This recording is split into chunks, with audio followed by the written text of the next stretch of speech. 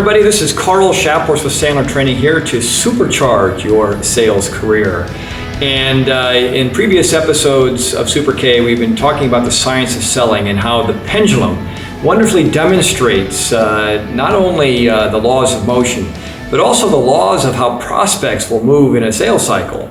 And what I love about science is that if you understand the science, then we should be able to understand what we have to do as a sales professional to almost provide predictable outcomes and productive outcomes in those conversations, which is certainly very, very important.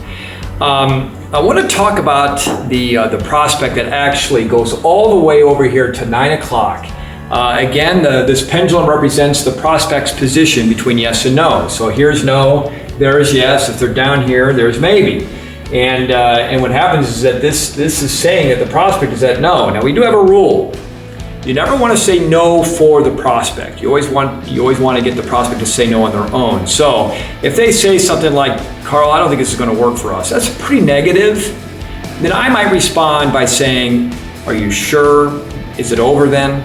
See, I asked the question because there's a rule in sales. Prospects have a hard time saying no to you because they need you. We know they need you because you wouldn't be there if they didn't. And so they don't want to say no to you. They want the door to stay open so they can continue to ask you questions and get free consulting, you see. But always ask. And if they do say, yes, Carl, it is over, the sale's not over yet. There's still an opportunity for you.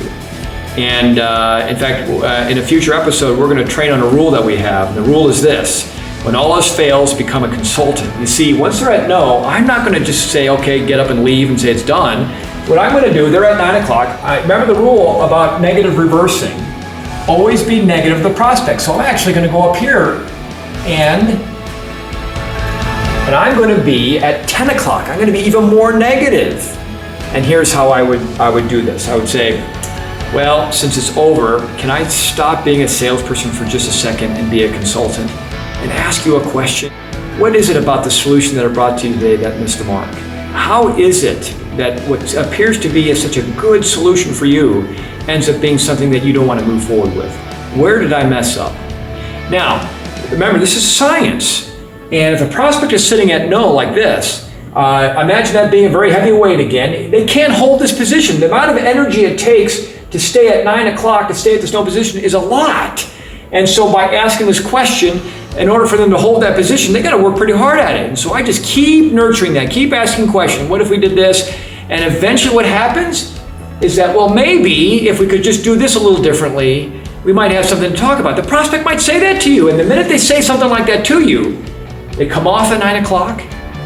And then they got momentum. They got momentum that's going to help them swing from this side to the other side. And you got gravity helping you make that motion. And so I will keep nurturing that. I will keep being negative. I will keep being behind the pendulum. And folks, do not be surprised that in that effort, the prospect will swing all the way up to yes.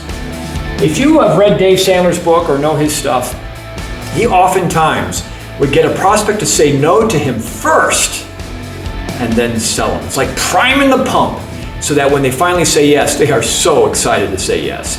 Folks, we call this when all else fails, become a consultant. And so I ask you to give this a try. Folks, it's kind of scary. It's kind of nerve-wracking because you almost feel like you're going to get thrown out, but hang in there as long as you can. Hang in there, and then when the prospect says no, just become the consultant, and then just see if you can get them to swing back to 3 o'clock. Now, folks, you're not going to win them all. But boy, I bet you'll win more than perhaps we would win if we just got up and left the minute they said no. All right? So, give this a try. In the comments below, tell us what you're going to do to become a consultant when the prospect says no. This is Carl Shaphorst from Sandler Training wishing you a great day of selling success. So long.